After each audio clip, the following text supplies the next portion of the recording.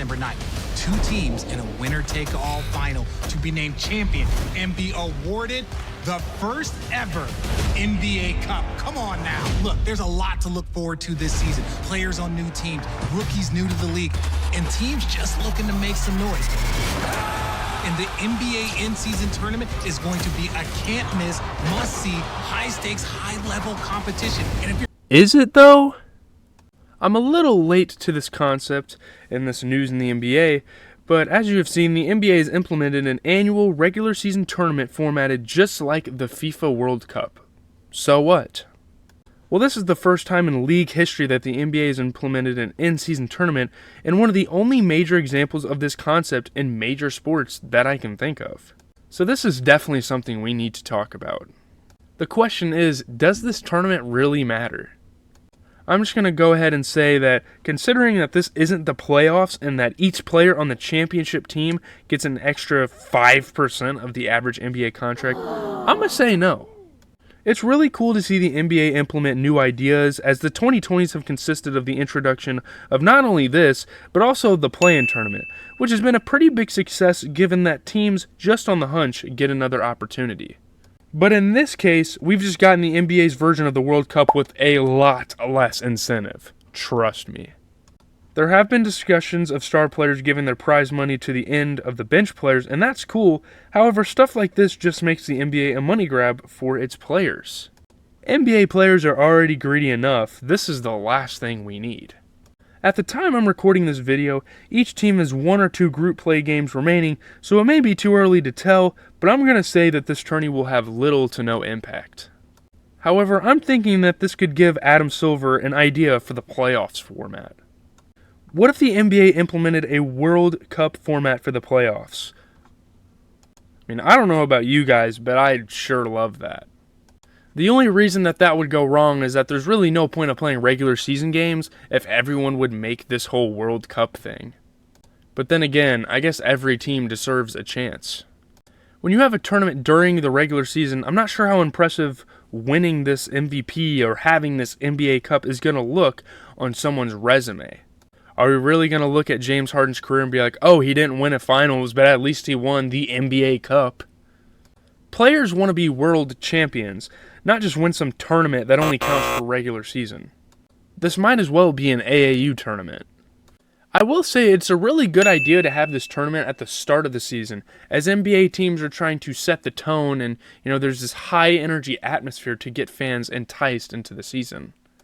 I will say that there's definitely been some moments during the tourney, like the controversial basket interference miscall during Warriors Thunder. LeBron and KD playing each other for the first time in 5 years. Great game, by the way. The Draymond headlock on Rudy. Make sure you go check out that video I made. James Harden's insane and one step back 3.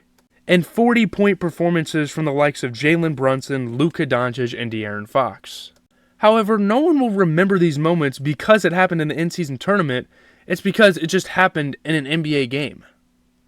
So what do the players think of this concept? Well, LeBron had this to say about it. Again, money hungry. LeBron is a legit billionaire. What is an extra $500,000 going to do for him? Jaylen Brown said he wasn't even excited for it. Greg Popovich says that the fans are more excited than they are, and I don't think that's even true. Is the NBA paying these players to promote this tournament? I mean, I suppose they're all on contract. Getting into some quick statistics, you would think that even with this incentive money that it would be way more competitive than the regular season. Well, you're kind of wrong. Huh? I compared the first 100 regular season games to the first 47 group play games, and the regular season had an average point differential under 2 points higher than the in-season tournament point differential average. I mean, how can you say that a tournament matters when the average point differential is in the double digits anyway? Shockingly enough, group play had a lower point differential than the playoffs last year. However, that was a poorly rated playoffs, as there were only 3 Game 7s out of, I believe, the 15 series of that year. The 2023 March Madness point differential was less than 1 more than group play, and there's business students playing future Hall of Famers. I'm not saying this is a totally stupid idea, but maybe you take an idea like this and put some more incentive behind it. Make the stakes higher, even make this a part of the playoffs. I suppose I can give the NBA the benefit of the doubt, as this is the first time they've done this idea. This is the first year. They can always improve, add new rules, stipulations, but I don't know, man. I just don't see the longevity of it. At the end of the day, this is going to be a participation award for the regular season if some random team like the Pistons or the Rockets win it. A for creativity, A for effort. The courts look cool. The teams are bringing out their city jerseys for these games. It's a cool little moment, but when we look at this 20 years later, are we really going to remember this as something monumental? This guy on Reddit said it best. It's been GZTV. Let me know your thoughts in the comments down below. Is this a good idea? Should they continue to do this next year? How much impact do you think it's going to have on the NBA? Because after all, it does count for regular season games, but just regular season games.